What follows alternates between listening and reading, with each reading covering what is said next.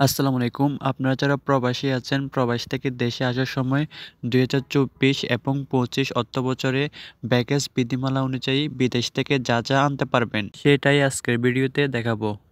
তো আপনারা এখন যারা প্রবাসে আছেন, প্রবাস থেকে দেশে আসবেন, এই ভিডিওটা আপনার জন্য খুবই গুরুত্বপূর্ণ।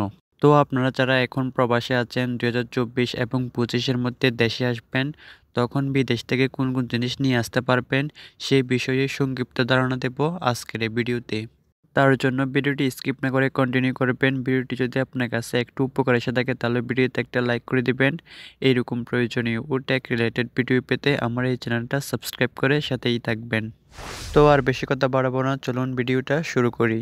নতুন প্যাকেজ বিধিমালার আওতায় শুল্ক কর পরিশোধ করে ১২টি পণ্য এবং শুল্ক কর ছাড়া ২৬ ধরনের পণ্য আনার সুযোগ রয়েছে। আবার বিদেশি পাসপোর্টধারী যাত্রী ১ লিটার অ্যালকোহল শুল্ক কর ছাড়া আনতে পারবেন, কিন্তু বাংলাদেশি পাসপোর্টধারীদের সেই সুযোগ নেই। নতুন বিধিমালা অনুযায়ী ১২ বছর বা তার চেয়ে বেশি বয়সী একজন যাত্রী ৬৫ কেজির ব্যাগেজ শুল্ক কর ছাড়া খালাস করতে পারবেন। তবে ১২ বছরের কম বয়সীর জন্য এই সুবিধা ৪০ কেজি পর্যন্ত।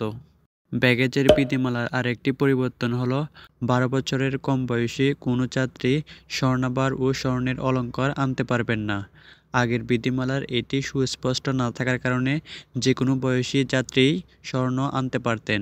চলুন এবার দেখে নিই কোন জিনিসের জন্য কত % শুল্ক বা ভ্যাট দিতে হবে আর কোন জিনিসের জন্য শুল্ক বা ভ্যাট দিতে হবে না, এটা দেখে নিই। যে সকল জিনিসের জন্য ভ্যাট দিতে হবে না, যেমন সিলিং ফ্যান বা table fan, rice cooker, pressure cooker, gas oven, microwave oven, electric oven, toaster, sandwich maker, blender, food processor এবং কফি মেকার, এবং একটি ল্যাপটপ বা ডেস্কটপ কম্পিউটার বা কম্পিউটার স্ক্যানার বা প্রিন্টার এবং একটি ইউপিএস। তবে একটি কম্পিউটার মনিটরের সাইজ ১৯ ইঞ্চি পর্যন্ত হতে পারবে।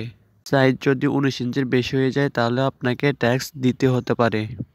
আর আপনি যদি একটি টেলিভিশন নিয়ে আসেন, এর সাইজ সর্বোচ্চ ২৯ ইঞ্চি পর্যন্ত হতে পারবে।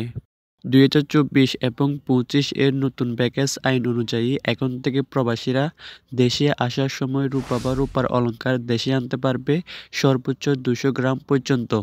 ২০২৪ এবং ২৫ এর নতুন প্যাকেজ আইন অনুযায়ী একজন প্রবাসী বিদেশ থেকে দেশে আসার সময় শুল্ক বাদে পরিধান অবস্থায় বা নিজের সাথে করে ২২ ক্যারেটের ১০০ গ্রাম পর্যন্ত স্বর্ণ নিয়ে আসতে পারবেন। তবে ২৪ ক্যারেটের স্বর্ণ গলিয়ে সাথে করে নিয়ে আসতে পারবেন না।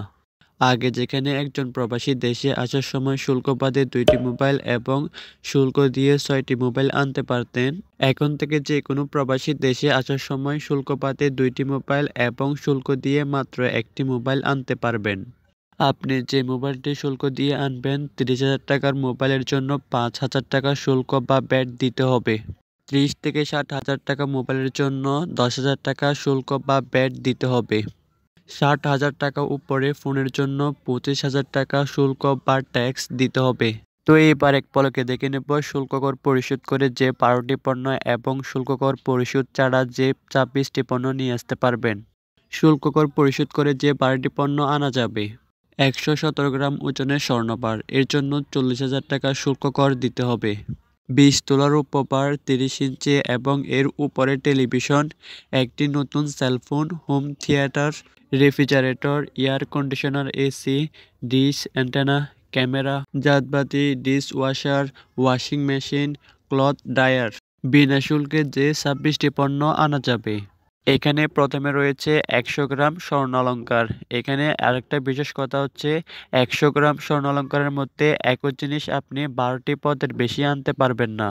তারপর রয়েছে ২০০ গ্রাম রূপা, ২টি ব্যবহৃত মোবাইল ফোন, ২৯ ইঞ্চি পর্যন্ত টেলিভিশন, ডেস্কটপ বা laptop, computer scanner, printer, fax machine, video camera, digital camera, ১৯ inch পর্যন্ত LCD monitor, oven, rice cooker, সেলাই machine, ceiling fan, ১ carton ২১৬ cigarette, telephone set, toaster, sandwich maker, blender, food processor, juicer বা coffee maker, typewriter, DCR বা VCP, cassette player, discman বা walkman, গ্রহণযোগ্য audio বা CD player, সর্বোচ্চ 4টি speaker সহ music centre, ১৯ inch LCD computer monitor, সর্বোচ্চ 15 বর্গমিটার আয়তনের কার্পেট এবং এর বাইরেও গৃহস্থালীয় সমস্ত প্রকারের দরকারি বা প্রয়োজনীয় জিনিস নিজের এবং পরিবারের জন্য নিয়ে আসতে পারবেন।